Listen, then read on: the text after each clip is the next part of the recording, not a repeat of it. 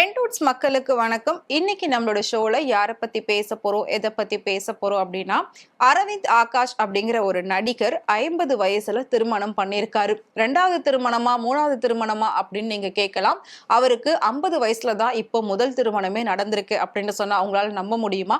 யாருப்பா அந்த அரவிந்த் ஆகாஷ் அப்படின்னு தானே டவுட்டா இருக்கு. வாங்க பார்க்கலாம்.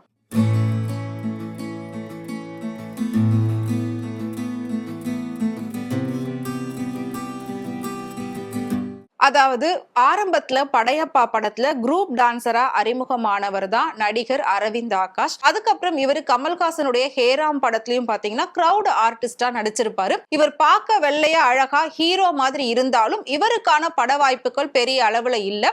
இவர் மலையாளத்துல நந்தனா அப்படிங்கிற ஒரு படத்துல தான் ஹீரோவா அறிமுகமானாரு.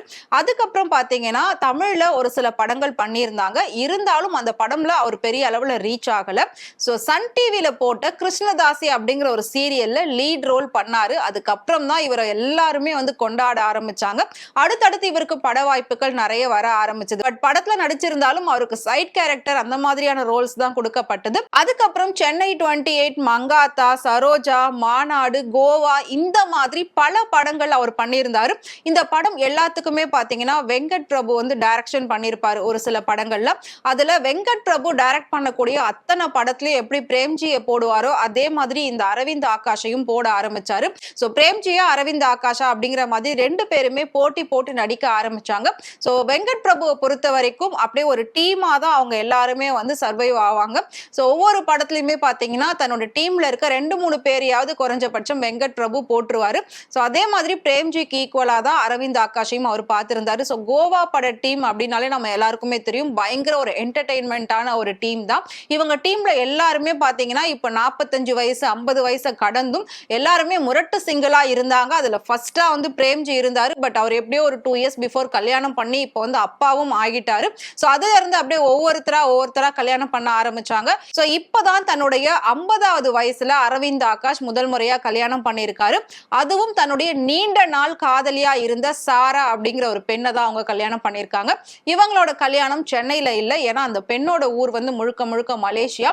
சோ மலேசியால கோலாலம்பூர் அப்படிங்கிற ஒரு இடத்துல தான் இவங்களுடைய கல்யாணம் இன்னைக்கு ரொம்பவே பிரம்மாண்டமா நடந்து முடிஞ்சது. சோ இந்த கல்யாணத்துக்கு வெங்கட் பிரபு, பிரேம்ஜி, வைபவ், ஜெய், விஜய் வசந்த் அப்படின்னு சொல்லி பல கேங் அப்படியே அங்க போயிருக்காங்க. சோ போனது மட்டும் இல்லாம அந்த கல்யாணத்தை சூப்பரா செலிப்ரேட் பண்ணி செல்ஃபிலாம் எடுத்து எல்லாருமே போட்டிருக்காங்க. ஏன்னா ரொம்ப நாள் கழிச்சு முரட்டு சிங்கிளா இருந்த ஒருத்தருக்கு இப்போ கல்யாணம் ஆகுறது ரொம்பவே சந்தோஷமா இருக்கு அப்படின்ற மாதிரி போட்டிருக்காங்க.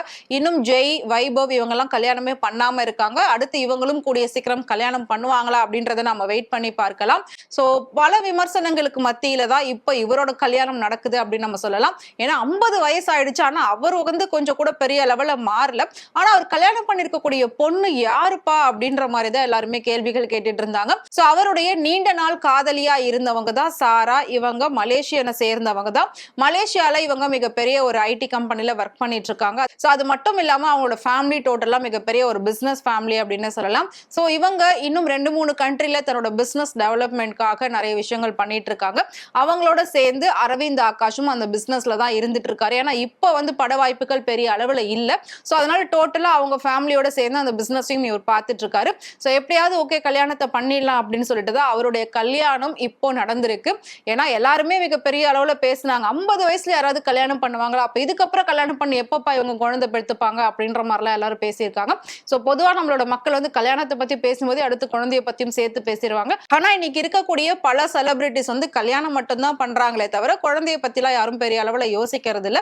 சோ எது எப்படி போனாலும் கல்யாணம் பண்ணி அவங்க லைஃப சந்தோஷமா ரன் பண்றாங்களா, அதுதான்ப்பா முக்கியம். சோ அப்படி இருக்கிற பட்சத்துல இவங்களோட காதல் இன்னைக்கு திருமணத்துல முடிஞ்சிருக்கு. அது வரைக்கும் ரொம்ப சந்தோஷம் அப்படின்னு சொல்லிதான் அவங்களோட குரூப்ல எல்லாருமே அந்த போட்டோவை ஷேர் பண்ணிருக்காங்க. சோ அரவிந்த் ஆகாஷ்க்கு அப்படின்னு சொல்லி கண்டிப்பா ஒரு ரசிகர் பட்டாளம் இருக்கதா செய்யுது. சோ அவங்க எல்லாருமே இவருக்கு வாழ்த்துக்களை சொல்லிட்டு வராங்க.